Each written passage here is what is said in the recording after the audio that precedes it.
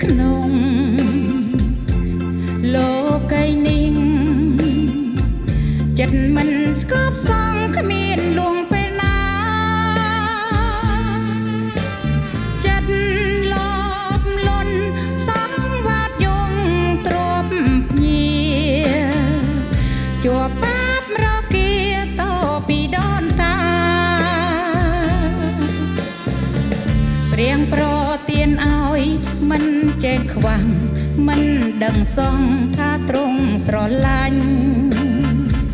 ហរតីពោពេញក្តីមេត្តាសានដល់ករណាដល់គ្រប់មនុស្សសានដល់ករណាដល់គ្រប់មនុស្ស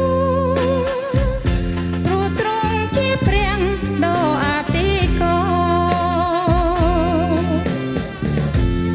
ទ្រង់លះអស់សងគ្រោះបាប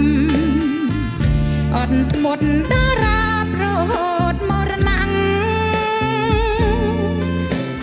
លងដល់ពេលទ្រង់នឹងយាងមកជាងបង្ហាញប្រាប់យ៉ាងថាទ្រង់ជាព្រះចូលប្រែដួងចិត្តទួលជឿម្ចាស់ឋានសួគ៌គឺព្រះអង្គហើយទ្រង់ជាស្ពានចំឡងដល់ត្រាយដែលទ្រង់រៀបឲ្យគ្រប់រូបបាលដែលទ្រង់រៀបឲ្យគ្រប់រូបបាលទ្រង់មាននាមថាព្រះយេស៊ូវគ្រីស្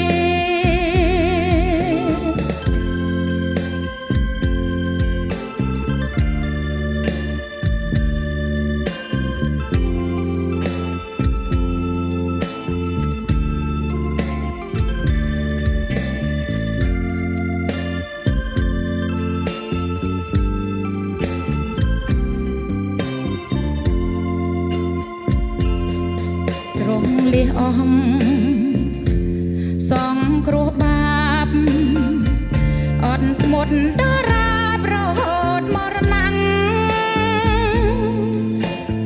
លងពេលទ្រង់នឹងយាងមកជាងបង្ហាញប្រាប់យ៉ាងថាទ្រង់ជាព្រះចូលប្រែដួងចិត្តទួលជឿចាងខាប់សួគ៌គឺព្រះអង្គហើយទ្រង់ជាស្ពានចំឡងដល់ត្រា